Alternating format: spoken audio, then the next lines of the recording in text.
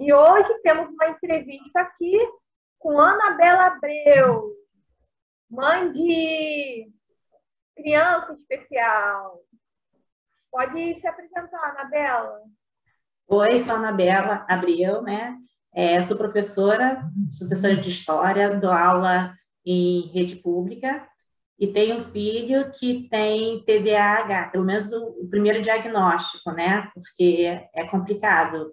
Ele é menor, ele tem pouca idade, ele tem 11 anos, então, para fechar um diagnóstico, demora muito tempo, né? Então, é sobre esses desafios de uma mãe que tem filho com transtorno, né? Que a gente vai falar hoje, né? E é isso, minha apresentação. Então, a primeira pergunta é: qual é a sua profissão? Mas eu acho que você já falou, é professora de história. Falei. Muito bem. Ele tem um diagnóstico fechado, Jorge, seu filho? Não, não tem diagnóstico fechado, porque ele começou a... Ele já apresenta... O João sempre foi diferente na escola, desde pequenininho. Ele é muito inquieto, né? Fazia tudo, falava demais, né? Mas aí eu falava com o pediatra nessa época, né? Eu falava com o pediatra assim, mas João, ele tem assim, um temperamento muito explosivo. E ele falava assim, é normal, é natural, cada criança tem seu desenvolvimento, né? Ele aprendeu a falar muito rápido, ele andou muito rápido, começou a andar com 10 meses, ele não andava, ele corria, e tudo dele era assim muito, muito explosivo, né? Na escola ele não obedecia, as professoras na creche, porque o João entrou com 9 meses na creche, porque eu trabalho o dia inteiro, né? E ele ficava, mas é uma criança super carinhosa. Meu avô falava assim, é saúde, minha filha. Todo mundo fala assim, é excesso de saúde, né? Então, parece que não dão atenção os pediatras, né? Não dão atenção necessária para fazer esse diagnóstico. Mas eu via, como professora, eu via que tinha alguma coisa errada, né? Eu trabalho com criança, eu trabalho com adolescente. Eu dou aula no ensino fundamental 2, que é do 6º ao 9º ano, né? E eu via que aquilo não era uma coisa, não é questão de normal, era excesso de energia. E como é que eu tentava controlar esse excesso de energia? Eu e o pai dele, fazendo muitas atividades. Então, ele fazia natação todos os dias, ele participava da equipe, ele fazia jiu-jitsu, como se diz, futebol. Então, tudo que era possível fazer fora a escola, né? E o desempenho dele sempre é muito bom, porque ele é muito competitivo. Essa é uma outra característica dele, é muito competitivo, ele não suporta perder. Quando ele perde, ele tem uma explosão.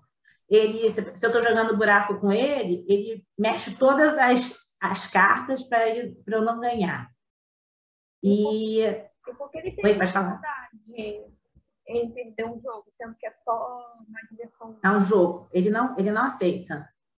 Ele não aceita. Inclusive, quando tinha campeonato de natação, ele fazia parte da equipe, quando ele perdia assim, ficava em 5º lugar, 6º lugar, 8º lugar, que para mim já era uma coisa assim muito bom, porque eram vários, né, várias crianças.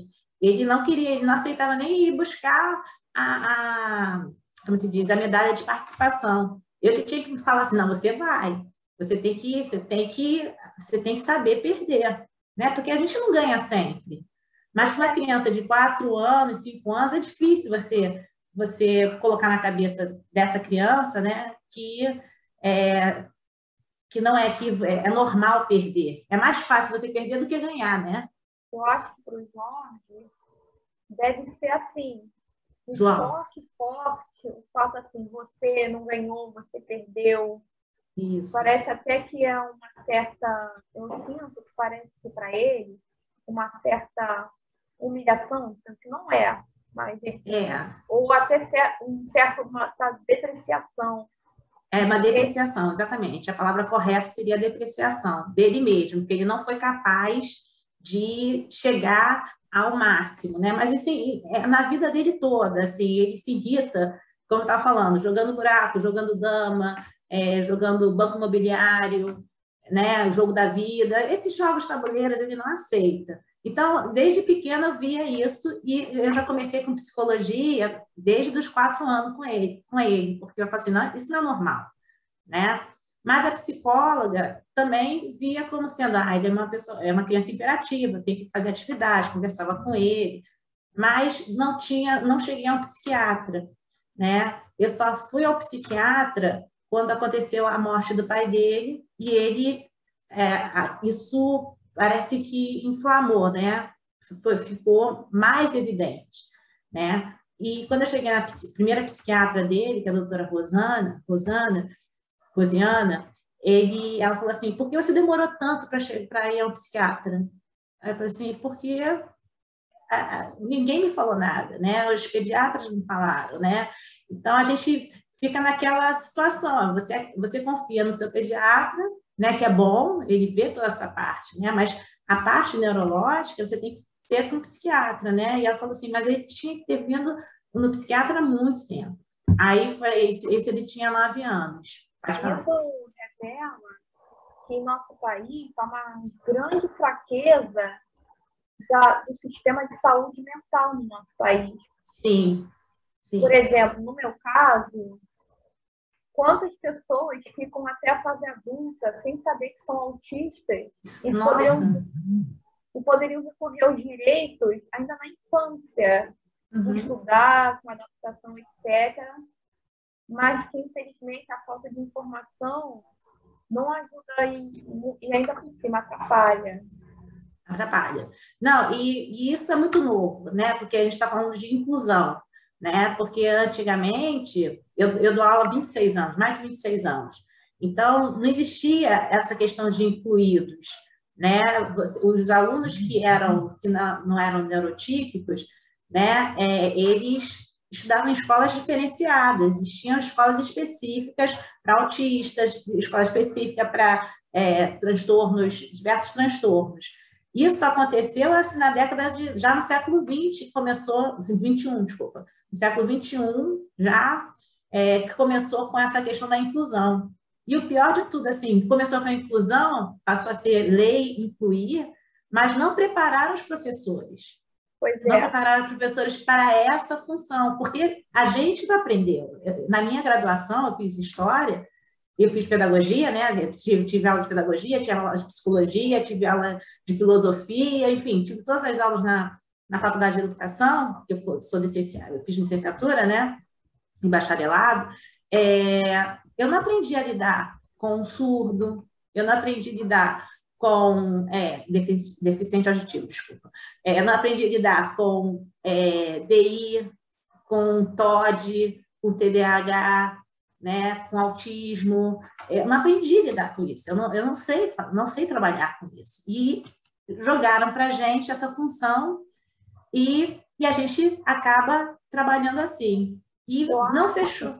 Pode falar. Enquanto a lei não é revogada, tinham que, no início, dar um preparo para os professores. Exatamente. E você sabia que a escola especial nunca educou realmente os especiais, os deficientes? Na verdade, na escola especial não tem série. Não tem série. Ou seja, o pessoal fica no mesmo ciclo de ir para a escola até 40, 50 anos, ou até o dia de falecer. Por quê? Porque é uma estrutura social que não quer realmente essa galera no mercado de trabalho. Não quer essa galera independente, porque não acredita na capacidade deles. Então, a escola especialmente que vai desenvolver, mas aí depois fala para os pais que o filho não tem capacidade, mas pode dar um jeito de... Aí a escola especial mais um depósito para deixar o especial lá. Então, a família trabalha do que um lugar para realmente desenvolver. E cá entre nós, é uma segregação deixar um grupo minoritário num canto e privilegiar um grupo mais fácil.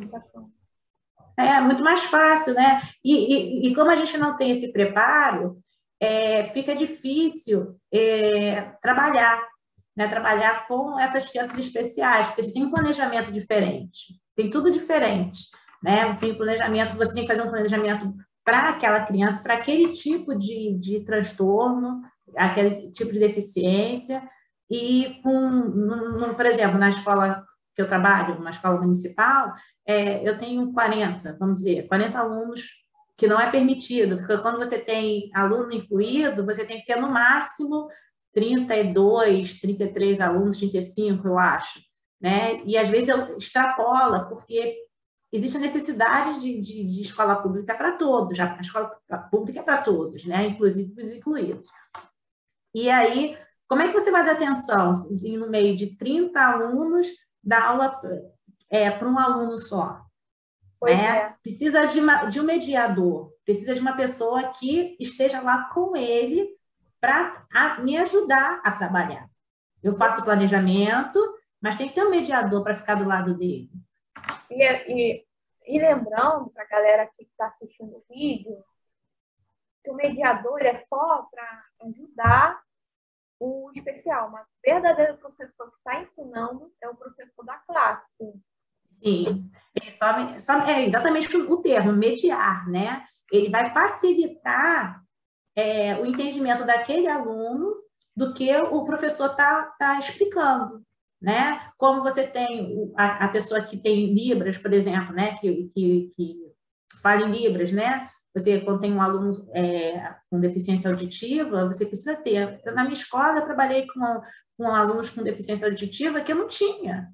Não tinha uma pessoa específica para fazer isso, né? E aí, como é que é? Como é uma escola pública, isso eu até gostaria de falar, como é a escola pública, mesmo antes da inclusão, ela já incluía, porque o público, né, as pessoas mais carentes, né, que estão nessas escolas, que pertencem a comunidades, elas já incluem, porque todos são diferentes, né? Então, eles me ajudavam, os alunos me ajudavam, porque eles conheciam esse que já é um adulto agora, né?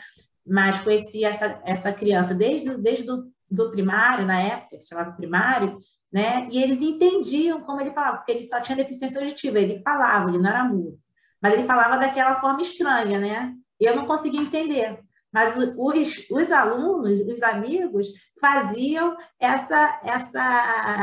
como é que eu vou dizer?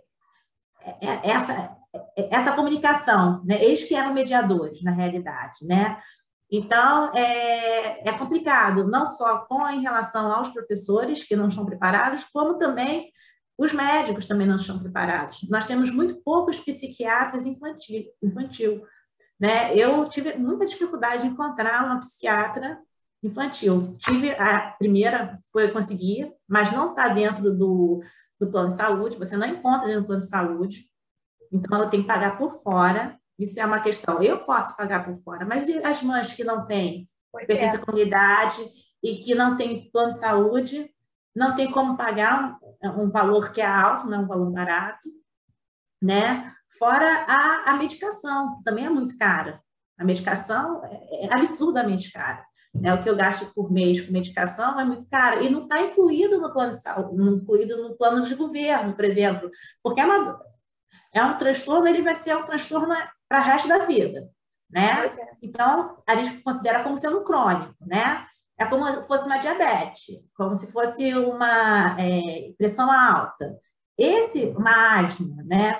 Essa medicação tem de graça. Por que não ter de graça também esses remédios, né? Essas medicações que são crônicas, né? Que vai ser o transtorno para o resto da vida, que são e a indústria farmacêutica coloca um preço absurdo, né? E a gente tem que lutar por isso, né? Acho que assim essa live é importante para mostrar que só com a união desses responsáveis que têm de filhos que têm transtornos, diversos transtornos, é que a gente vai conseguir alguma coisa, né? Verdade. Inclusive, eu sou especial e tem muitas restrições alimentares que são justamente ingredientes desses remédios que eu uso. Aí eu tenho que mandar manipular, o que aumenta o preço. Imagina se uma mãe com poucas condições tem que gastar o maior dinheiro no remédio Mas aí descobre que o filho tem restrição alimentar e tem que gastar mais dinheiro ainda com remédios que não façam mal à saúde dele. Não, fora que você também tem a questão alimentar. Eu tenho uma conhecida que ela é autista, né? E a filha dela é autista e ela é intolerante a glúten, ela é intolerante à lactose. Então, tem toda uma alimentação especial que é caro, que é muito caro. Muito caro, né? Então, a gente eu fico pensando muito nisso, né? Porque eu tenho o privilégio de ser uma funcionária pública. Então, quando o João estava mais, né? A doença estava mais, né, ativa, eu pude ficar em casa com ele, eu consegui uma licença, né? Eu pude ficar 3 meses do lado dele, cuidando dele. Mas a maioria das mães não tem essa possibilidade, esse privilégio, eu considero um privilégio, né? Eu tenho uma rede de apoio, assim, familiar muito grande. Eu tenho minha irmã que mora aqui comigo, mora no mesmo prédio que eu. Então, quando acontece qualquer coisa, ela me acode, né? ela me ajuda, meu cunhado, minha sobrinha. Tenho irmãs também que moram longe, mas também, quando eu preciso, também está aqui perto, meu tio, sabe? Então, a gente precisa ter essa rede de apoio, porque sozinha não dá conta, não dá conta. Seu filho tem muita sorte, porque a maioria, mesmo em famílias com dinheiro, inclusive nessas famílias com dinheiro, que o preconceito é maior, porque eles se acham os bambambãs, há uma maior negligência do parente com deficiência. E aí, às vezes, até o próprio pai da criança abandona a criança e deixa tudo fica na mão da mãe. Por isso que a pauta dos especiais não é só sobre os especiais, também é sobre as mães. As mães. Que muitas vezes estão lidando isso quase como se fosse mãe solo. Às vezes são casadas, mas só elas estão cuidando do filho diretamente, o marido não está cuidando. E nessas famílias ricas, as famílias pouco se lixando para essa criança. O pior, com pais que às vezes não aceitam que o filho é especial. É isso, a negação. A negação. Aí, nessas famílias ricas, sabe, eles querem o melhor educação para o filho, mas muitas vezes as escolas dos ricos vão meter maior bullying nessas crianças. E é muito triste, até porque elas se sentem excluídas. Aí outras pessoas até tentam sugerir colocar na escola pública, que pelo menos a pessoa não vai sofrer, ou pelo menos fazer um homeschooling, que o autista tem direito de estudar em casa, caso não se adapte à escola. Mas as mães não querem, acham que estão mimando a criança, sendo que tem que assumir. Eu acho assim, o homeschooling, eu acho que não é a solução, sabe? Não é a solução porque não interage. Eu acho que tem que ter a socialização, porque a mãe não dura para sempre. Esse é meu grande medo, né? Assim, eu não vou durar para sempre. Então, ele tem que ser independente. Ele tem que ser preparado para a vida. Se ele ficar dentro de casa, né, com toda uma preparação, sem ter as aflições da vida, ele não vai aprender a se virar, né? Ele não vai aprender a se cuidar, né? Ele vai estar sempre perguntando: mãe, me ajuda, mãe, assim. Então, eu acho que o homeschooling não deu certo aqui em casa, nesse período. E outra coisa também que é importante falar: no período que a gente está em pandemia, a situação dele piorou, porque ficar dentro de casa, isolado, é muito ruim para a gente que é neurotípico, né? Para a gente, né? E para as crianças que têm transtorno, foi muito pior. Foi assim, foi muito pior, foi muito pior. Para mim também foi. Foi muito ruim que ele se viu sozinho, né? Porque eu não permitia, ele tem asma também, então é pior ainda, né? Então eu fazia tudo para ele não sair de casa. E aí o que acontece? Ele ficou em casa ansioso, aí começou a jogar muito no computador e comer demais, né? A comida vai, porque a ansiedade, você tem que fazer alguma coisa para preencher aquele vazio, né? Porque a ansiedade te abre um buraco dentro de você e você tem que preencher esse vazio. Como é que ele preencheu esse vazio? Com jogo e comida, né? Então, foi a forma. Quando voltar nas aulas, né, presenciais, eu dei assim, eu sou professora e eu dei graças a Deus, porque ele pôde sair de casa, apesar de todos os perigos, né, da pandemia, a gente agora está com uma variante aí que está pegando mais os adolescentes, os mais jovens, né? Mas mesmo com tudo isso, eu acho que ele ficou mais feliz. Eu estou sentindo assim uma felicidade maior, porque ele está conversando, ele está interagindo, ele chega, ele está comendo agora, ele mudou de escola, aquilo que você falou, né? Na escola ele estudava uma escola particular, a vida toda estudou em colégio particular. E eu via muito esse preconceito. Eu ainda nem sabia que ele tinha TDAH, né? Nem sabia. Mas as crianças, as mães das crianças também não aceitavam, porque o João é muito explosivo, ele é muito passional. A resposta é essa, acho que tem tanto amor dentro dele que ele explode, sabe? Que é uma coisa assim, que ele explode de uma forma, até o carinho dele é bruto. Ele sempre foi uma criança assim bruta, mas não é porque ele é agressivo, mas porque ele não sabe mediar essa emoção toda que está dentro dele. Então, era difícil ele ser convidado para as festas de criança, por causa desse jeito dele, né?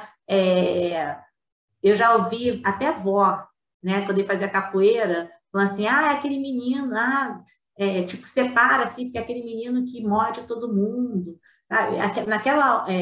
Naquela hora, assim, a gente estava num evento de capoeira, aí eu fiquei tão triste, porque nenhuma mãe quer ouvir isso de uma avó, né?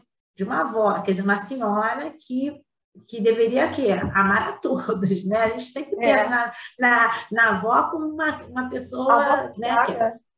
É estraga, mas ela ama demais, porque ela ama demais, porque ela já não tem mais aquela preocupação de educar, né? Então ela pode. E ela falou assim, de uma criança que tinha 4 anos na época, eu fiquei assim horrorizada e eu percebi a exclusão, né? Eu percebi a exclusão dele e aí eu mudei de escola. Fui para uma outra escola também, particular, e de freira, que foi pior.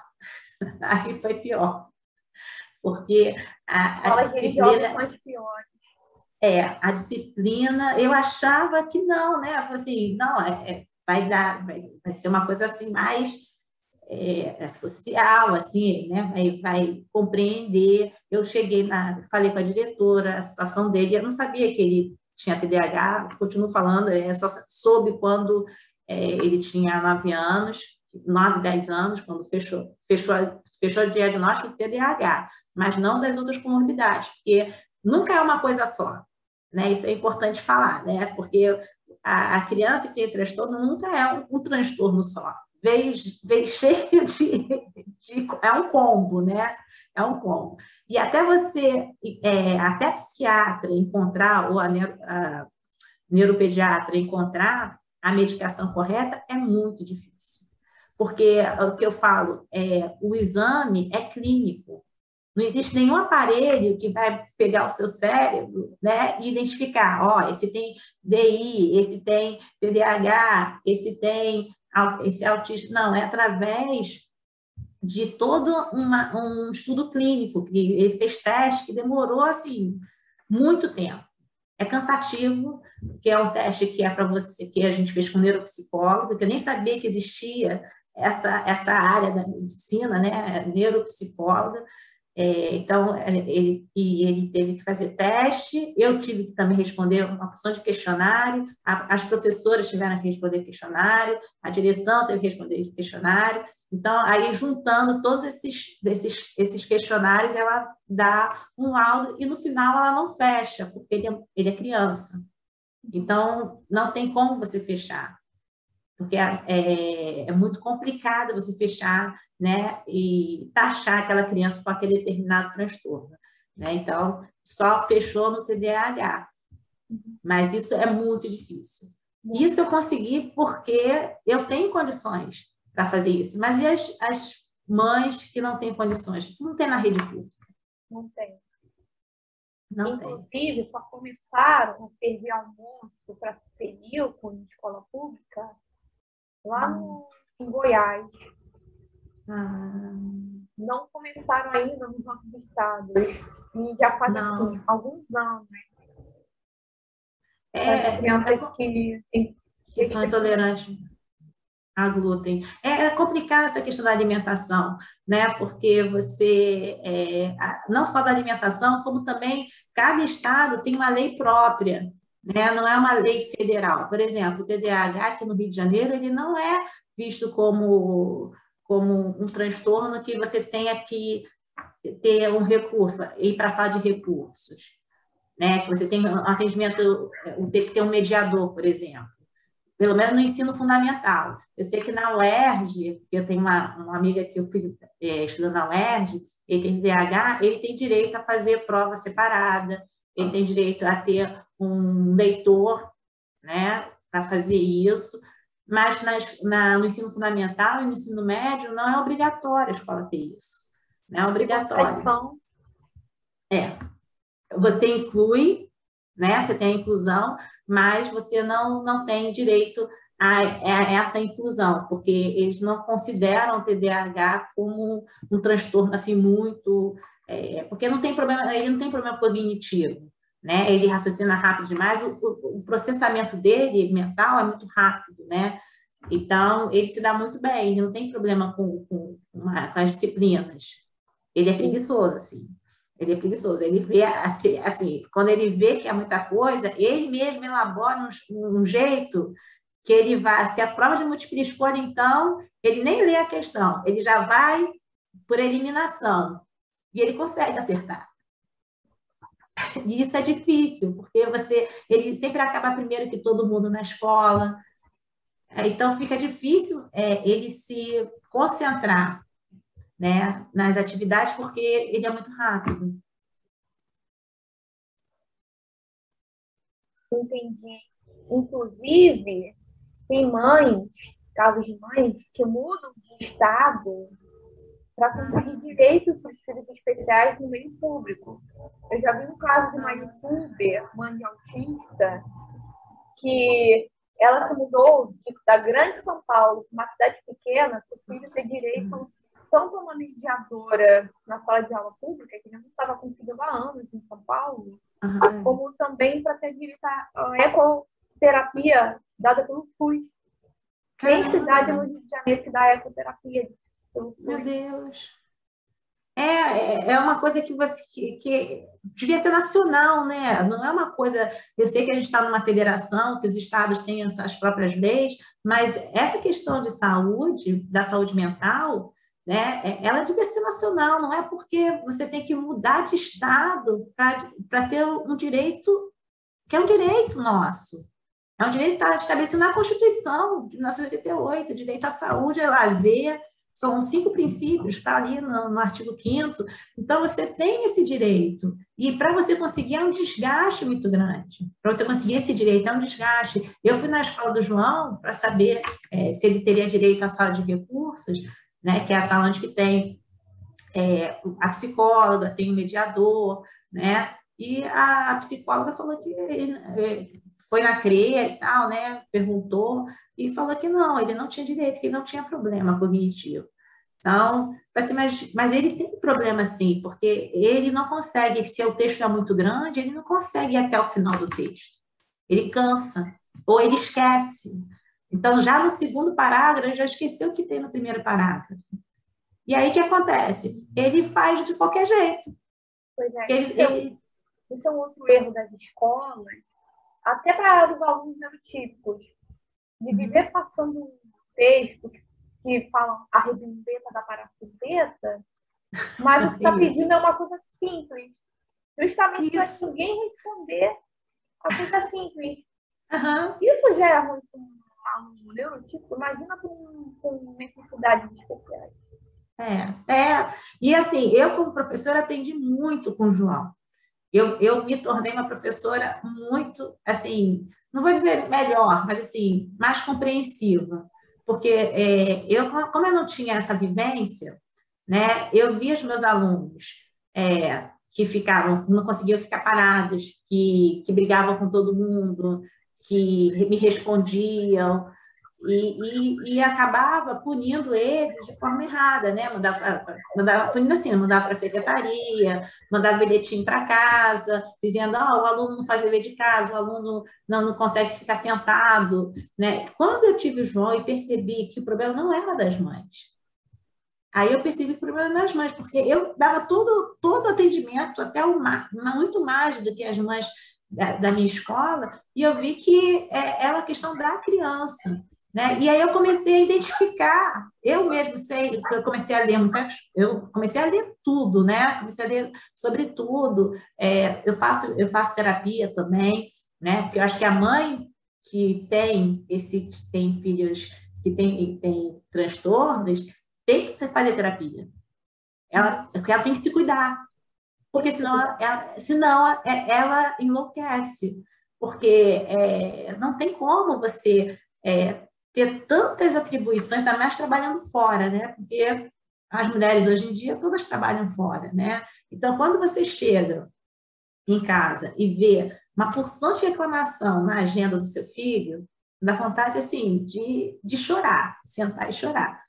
Porque, assim, meu Deus do céu, não tem nada de bom. Isso é uma outra coisa também que eu falo em relação às escolas, que é errado.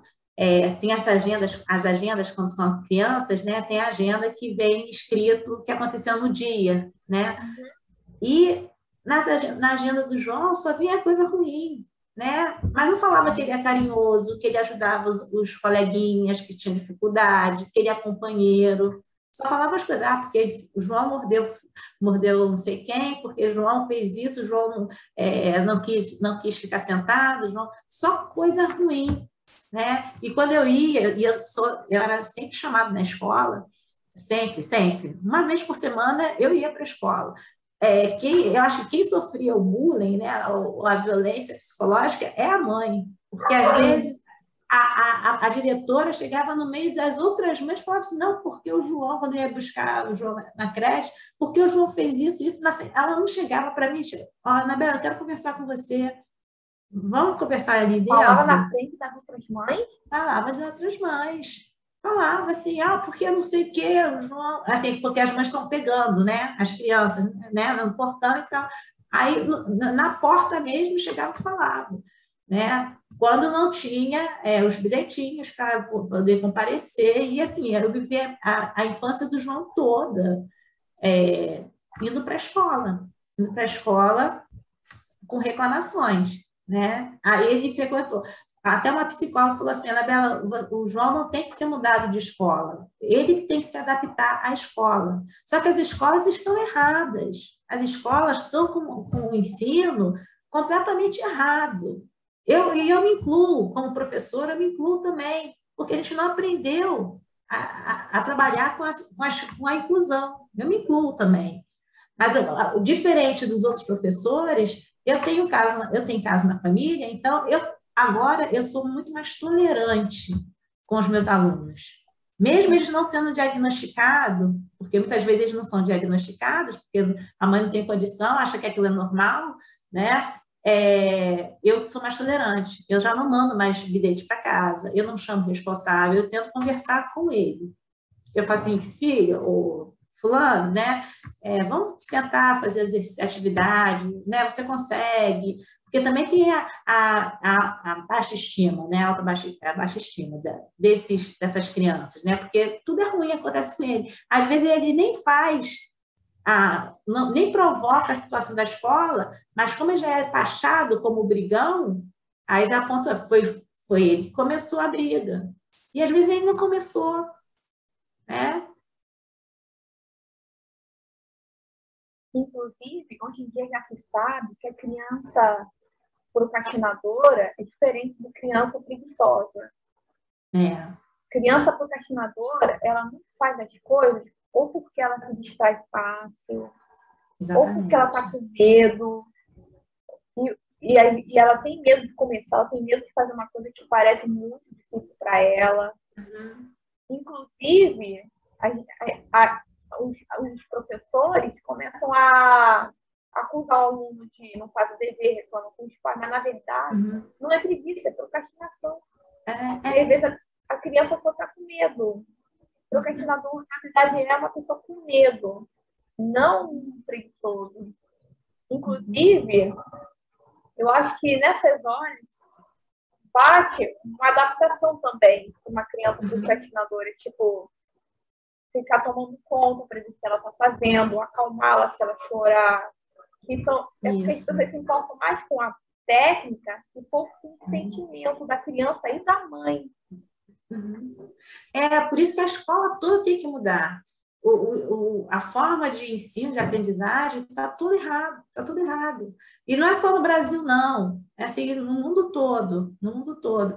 Tem, lógico, tem colégios, na Dinamarca, Noruega, enfim, esses países europeus, né, que trabalham diferente, né? Já tem, até com os outros, com os neurotípicos também, né? Porque o ensino é muito chato. Se você ficar dentro dessa... É muito chato, né? É muito chato você ficar 5 horas dentro de uma sala de aula, sem poder conversar, sem poder fazer, ter que ficar daquele jeito, né?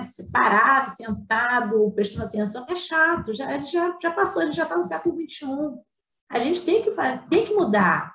É uma das grandes coisas que eu falo, a gente tem que mudar a forma de ensinar, porque o mundo mudou. O mundo mudou. O mundo mudou.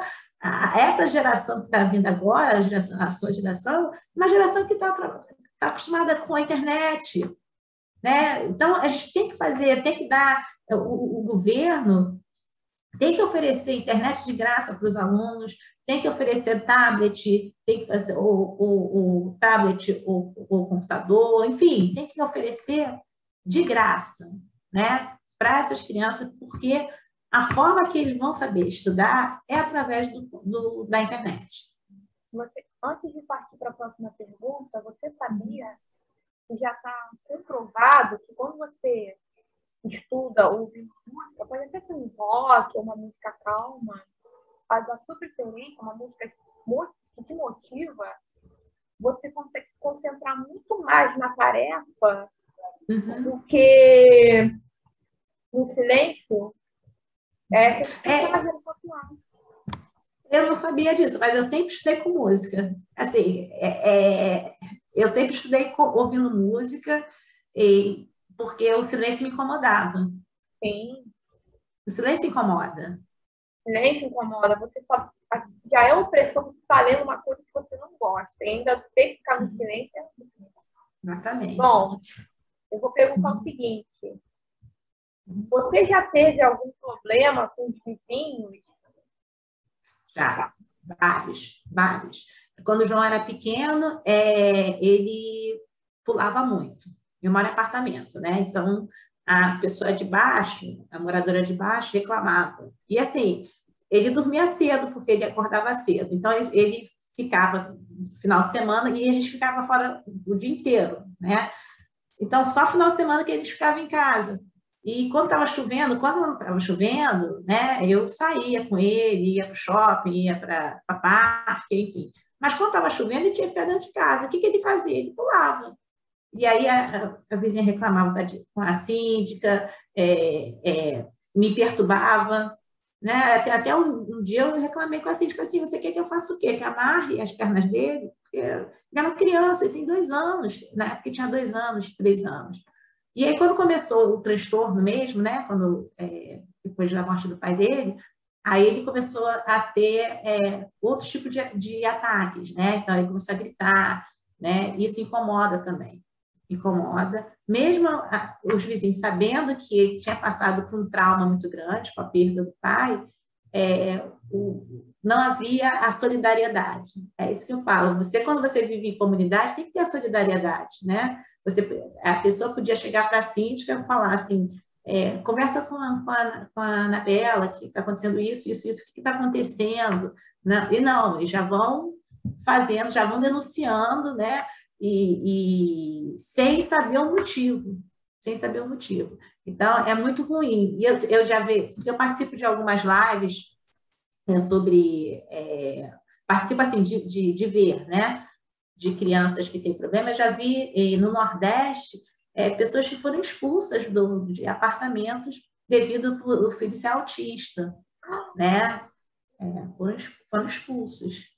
Conseguiu, foram expulsos, né? E que era aluguel, eles não eram donos, era aluguel. E depois, para você conseguir alugar, ainda mais região pequena, um outro lugar, é muito difícil, porque a notícia se espalha, né? E aí ninguém quer alugar para você, porque seu filho é doente. Mas aí a criança não fica em casa? Não, aí ele teve que entrar na justiça para conseguir o direito de ficar, né, no apartamento. Mas assim. Mas onde eles dormiam? Não, eles foram expulsos, mas eles conseguiram um lugar para ficar na casa de parente e tal, e depois eles foram para um outro apartamento. Mas assim, a que ponto que chega? Né? A que ponto que chega a intolerância? Porque eu acredito que isso é intolerância, porque você não vê a dificuldade do outro. Porque a criança grita não é porque ela quer, não é porque os pais, porque muitas vezes eu penso assim, o pai não tem pulso, a mãe não tem pulso, né? Porque é por isso que a criança é mal educada. Não é. A criança tem um problema. Não é o limite que ela precisa. Exatamente. E apanhar muito menos, que não vamos bater na criança, não, mas... Não. Às vezes o que ela precisa é de um acolhimento. Às vezes ela está fazendo aquela bagunça, aquela arte, para conseguir o acolhimento que ela quer. E ela só consegue se expressar assim, ainda mais não dessa forma. Exatamente. E fora que, às vezes, a gente a medicina não tem o remédio, a medicação necessária para aquele organismo, porque cada criança é uma criança, cada adolescente é um adolescente. Então, assim, eu já passei pelo João por várias medicações. E a gente não encontrou ainda aquilo. Com adulto é difícil encontrar a medicação. Imagina com criança que a doutora Cristiane, que a doutora Cristiane, que está cuidando do João agora, né? Que ela fala que são poucas as medicações para a criança. Para adulto é mais fácil, mas para criança não. Então, a gente vai testando, mas tem uma hora que não é o suficiente, tem uma hora que já tem que passar para outra medicação, que ele não se adaptou. Então, nesses 2 anos que o João está sendo medicado, eu já passei por vários medicamentos, já joguei medicação fora, porque passou da validade, porque eu fechei, assim, depois eu pensei, eu devia ter levado para o hospital, né? Está fechado. Ele tomou um remédio que alterou completamente, foi pior do que se ele não tivesse sido medicado. Então, testando. E é muito ruim isso, porque você vai testando, e às vezes a criança está com medicação errada, porque ainda não conseguiu chegar àquele equilíbrio. É uma questão química, né? Você tem que fazer a dosagem correta. Às vezes a dosagem não está certa, né? Então tem várias. Às vezes, como você teve problema com a medicação porque te fazia mal, aí você tem que fazer manipulado. Então são várias questões que faz com que a criança ela não consiga se equilibrar, né? Inclusive, a medicações, porque ainda se há um conceito muito forte dessas crianças muito agitadas, principalmente pessoas para dopar. Inclusive, existem 2 extremos de pais especiais. O extremo que dopa e o extremo que não medica. Aí, o que acontece? É um preconceito ainda maior, como se remédio fosse coisa assim, desculpem o termo, pessoal aqui do YouTube, maluco, como se fosse coisa de maluco, ou dopa demais porque, eu tenho até um exemplo muito cruel. Às vezes pode acontecer do filho neurotípico, quando vai tá com insônia à noite, não consegue dormir. A mãe conta uma história, dá um copo de leite, essas coisas. Mas com a criança especial, eles dão um remédio. É verdade. E eu acho que, assim, tem a questão dos extremos que você colocou, né? Porque quando tem o diagnóstico de que a criança tem o transtorno, o distúrbio, o que for, né? O primeiro sentimento é negar. Eu passei por isso, né? Eu passei por isso, assim, é negar, né? Falei assim, não, ele só é agitado demais, só, né? Então, porque a gente vive um luto também, porque você tá com uma criança que sempre foi para você de uma forma, e de repente ela se transforma, de repente não, ela vai se transformando, só que você não vai percebendo a intensidade dessa transformação, né? E de repente você vê o seu filho, né, completamente diferente. É como se aquela imagem de filho que você criou, né, tivesse morrido. Então, é um luto também para a mãe. Então, assim, para a mãe e para o pai, né, para o responsável, para a avó, para a tia, quem toma conta, né, da criança. Então, tem que dar também esse tempo. Por isso que eu falo que a mãe, o responsável que toma conta da criança, ela tem que passar por terapia também, porque primeiro a gente nega, depois, quando a gente aceita, né, aí vem a fase do choro, porque parece que a culpa é sua, né? Assim, o que eu fiz para que ele ficasse assim? O que eu fiz de errado? E a gente não fez nada de errado, ele nasceu assim, não fez nada de errado, mas a gente tem esse sentimento, porque é mãe, né? Porque tudo é responsabilidade nossa, né? E aí, depois dessa aceitação do sofrimento, né, e muita terapia, né, a gente começa a entrar de frente, né? A gente tem que resolver o problema. Vamos resolver o problema. Qual a melhor forma de resolver esse problema? Mas tem que dar esse tempo. Cada mãe, ou cada cuidador, né, cada responsável, tem um tempo também, né? Então, eu também tinha um preconceito em relação à medicação. Porque, assim, como é que eu vou dar remédio para o meu filho com 9 anos, com 10 anos, né? Mas aí a doutora Cristiane, a doutora Rosiane também, que foi a primeira psiquiatra dele, falou, é necessário. Pensa que ele tem uma hipertensão, ele teria que tomar remédio para a vida toda? Se ele fosse diabético, ele teria que tomar remédio para a vida toda? Então, pensa nisso. Pensa como uma doença que tem que ser medicada, né? Mas é difícil. É difícil para você aceitar, não é uma coisa fácil. Mas, logicamente, tem pessoas que não aceitam, né? Tem pessoas que não aceitam a condição do filho, porque eu acredito assim, o João, ele é muito explosivo, mas depois que ele vê, que eu converso com ele, né?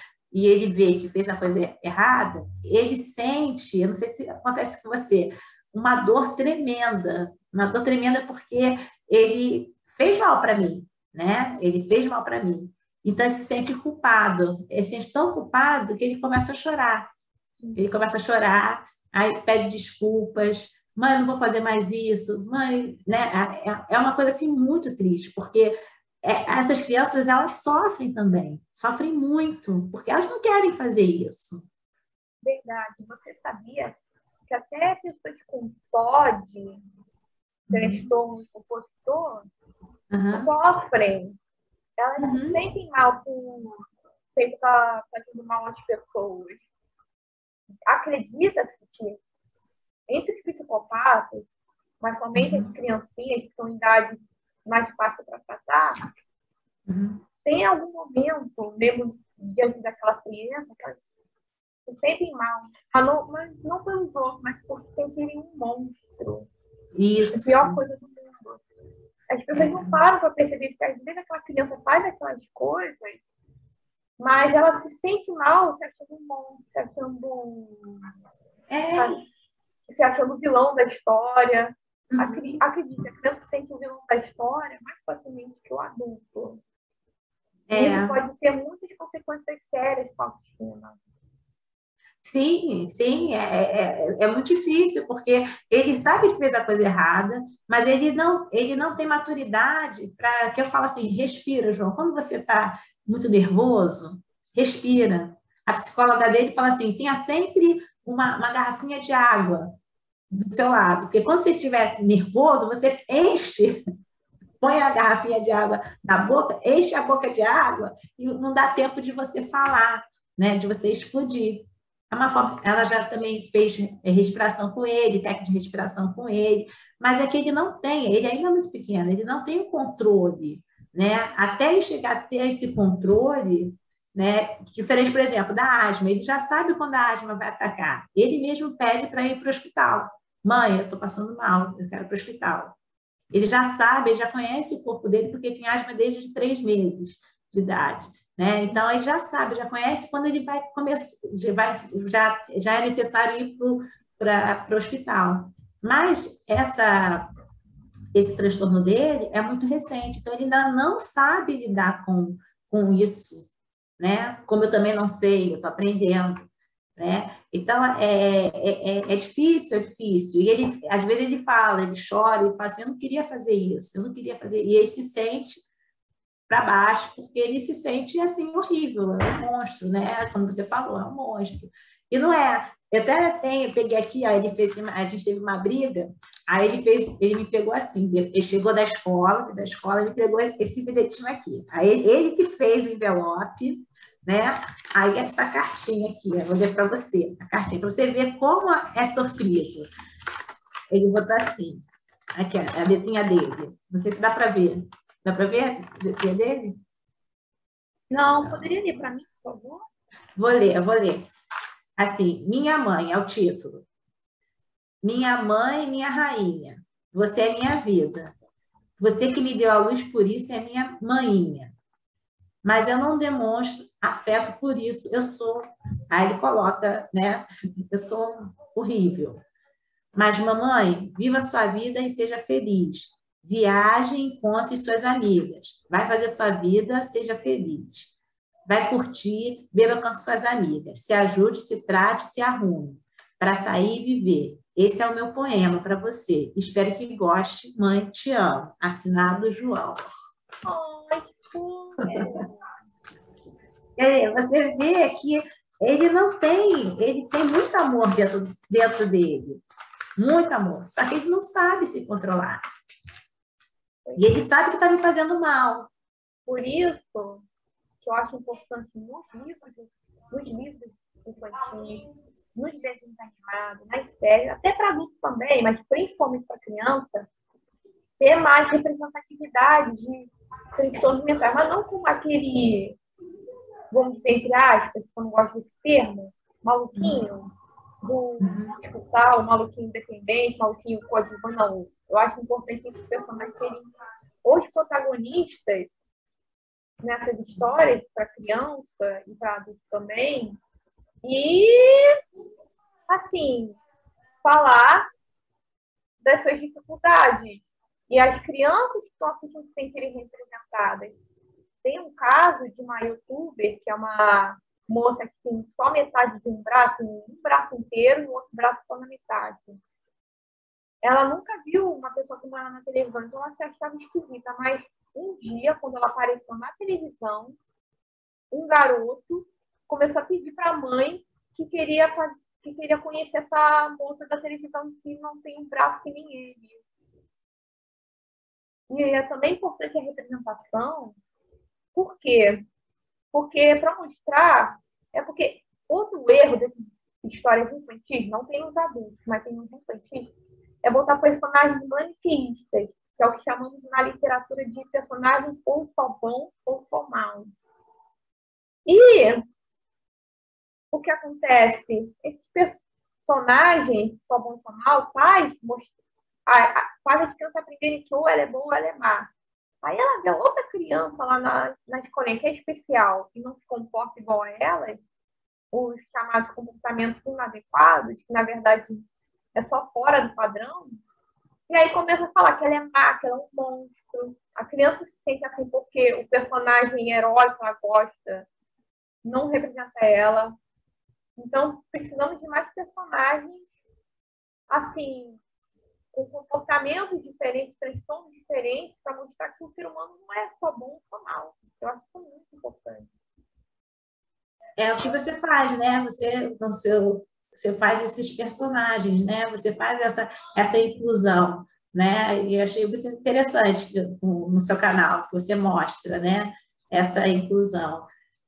Isso eu acho que realmente educar todo mundo, assim, para receber essas crianças, não só nas escolas, mas, né, nos parques, em todos os ambientes, no shopping, né, em todos os ambientes. Você tem que ter mais...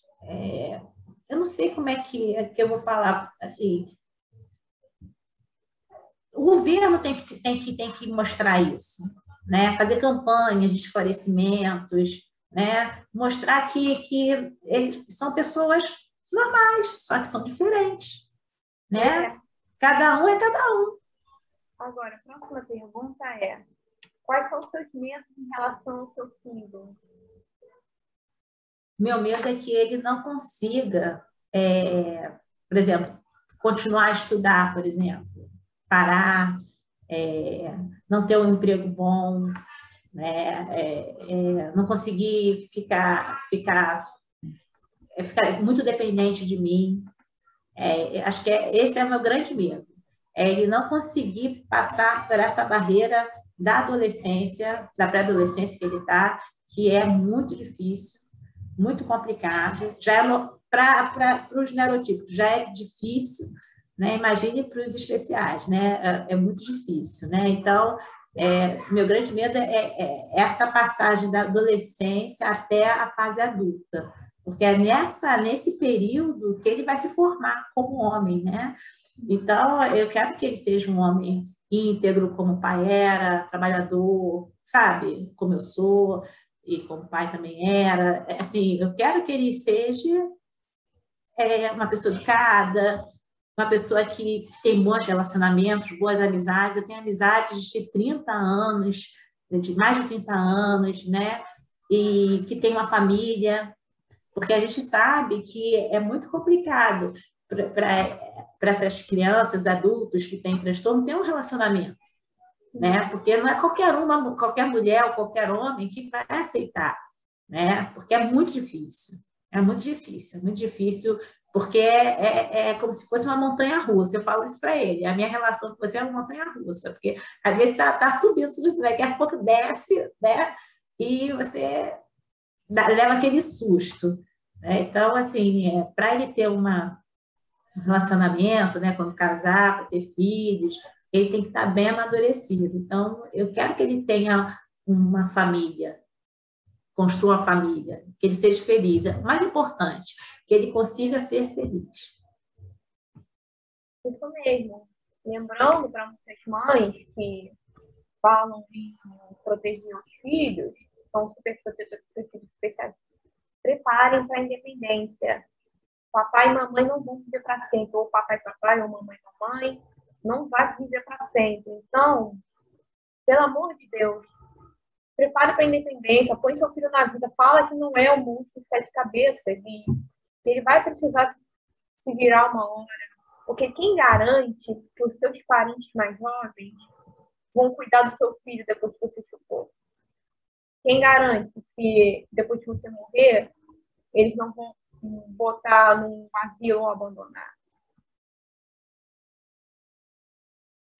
A história, né? Tem até vários filmes falando sobre isso, né? Que colocam mesmo, né? E só no final que Rayman, né? Eu acho que é o Rayman que fala sobre a história de que ele era autista e o irmão, ele ficou dentro de um asilo, né? Uma casa de repouso, não sei qual é o nome que dá, né? Durante anos. Aí até o irmão mais novo tem que vai buscar, conhecer realmente, que ele nem sabia que o irmão era tão doente assim. E é uma história bonita. E assim, eu tenho medo, eu tenho esse medo, mas assim, o João, eu tenho certeza que ele vai passar por isso, eu tenho certeza, tem fé. Eu acho que uma das coisas também é a gente lembrar que tem que ter fé, sabe? Não é só ser racional, porque a razão não vai explicar tudo. Né? Então, a gente tem que ter fé, a gente tem que ter uma orientação espiritual, seja lá qual for, né? E pedir, né? Sempre pedindo e agradecendo, porque ele só tem ele é uma pessoa saudável, né? Ele é saudável, né? Mas ele tem esse transtorno e não é que melhore, mas ele vai se controlando. Ele consegue, ele tem essa capacidade de se controlar. Próxima pergunta é: o que seu filho mais te ensinou nessa vida? Ter paciência. Ter paciência.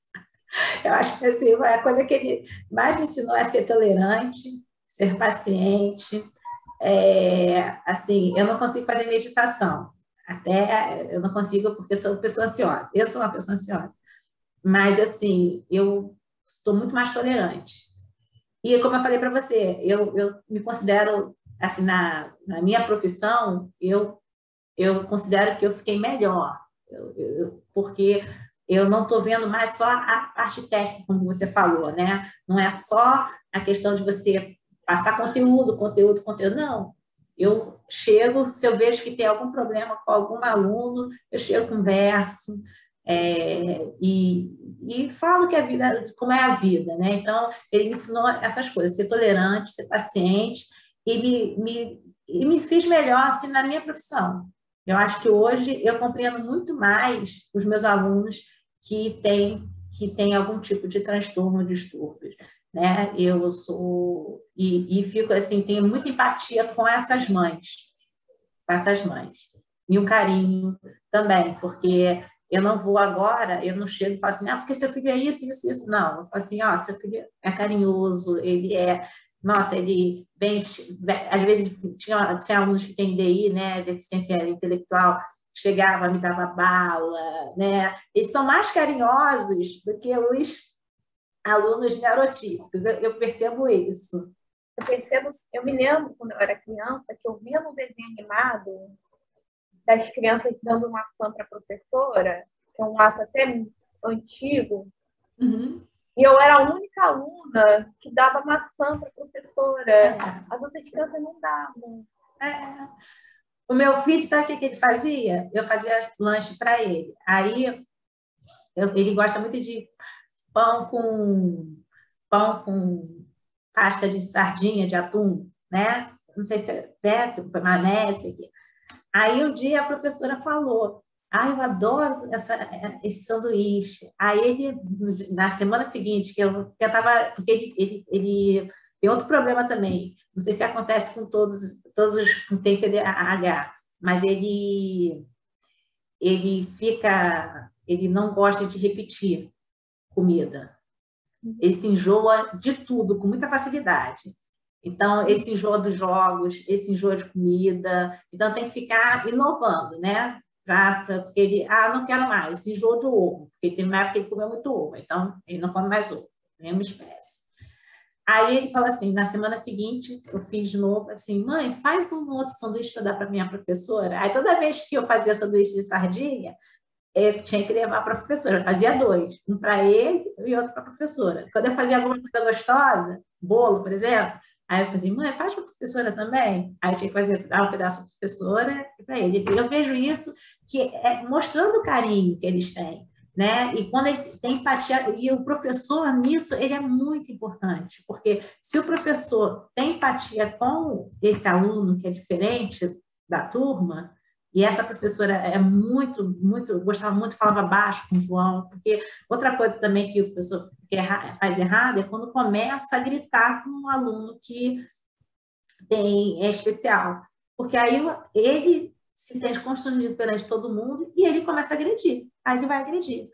E ela não, ela chegava e falava baixo com ele se acalmava, mandava ele respirar, beber água. Então, foram 2 anos maravilhosos com essa professora. Tinha reclamação? Tinha, mas ela era muito carinhosa com ele. E ela falava, sempre que ela chegava para mim, ela chegava assim, olha, Anabela, ele é um ótimo aluno, ele presta atenção nas coisas, mas está acontecendo isso, isso e isso. Assim, eu preciso da sua cooperação.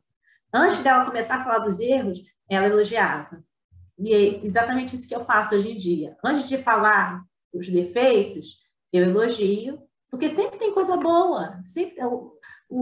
todo o ser humano tem alguma coisa boa, né? Nós não somos todos maus, né? Tem alguma coisa boa. Então, a gente tem que elogiar, a gente tem que valorizar isso que é bom, e depois a gente vai falar o que está realmente acontecendo com a criança para a mãe ou o responsável ajudar a gente nessa empreitada, né? Sim, é verdade.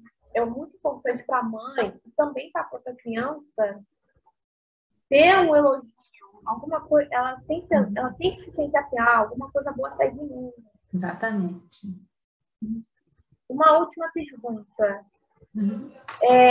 Qual mensagem você passaria para as mães de alunos especiais e professoras de alunos especiais? São duas coisas diferentes, né? E eu sou as duas, né? Eu sou as duas, sou mãe e professora. Assim, mãe, né? Eu sei que tem momentos que dá vontade de sumir. Eu tenho horas que a minha vontade é pegar a chave de casa e ir embora, né? Porque fica tenso. Mas a gente tem que respirar fundo, tem que ver que isso vai passar, que é questão só da gente tratar, é um tratamento, de repente é um tratamento para a vida toda, eu não sei. E a gente tem que ver outras atividades além da medicação. Por exemplo, você tem que ver o que o seu filho gosta. Eu todo dia pergunto para o João, João, o que você gosta? O que você gostaria de fazer? Você gosta de música? Você quer tocar algum instrumento? Você quer algum esporte? Você quer fazer alguma coisa relacionada à computação? O que você quer? Fala para mim, que a gente vai dar um jeito de conseguir fazer, para ele se sentir feliz. Né? Porque o que eu já li do TDAH, por exemplo, é que quando ele gosta da coisa, ele se concentra, ele tem foco naquilo e a concentração é intensa.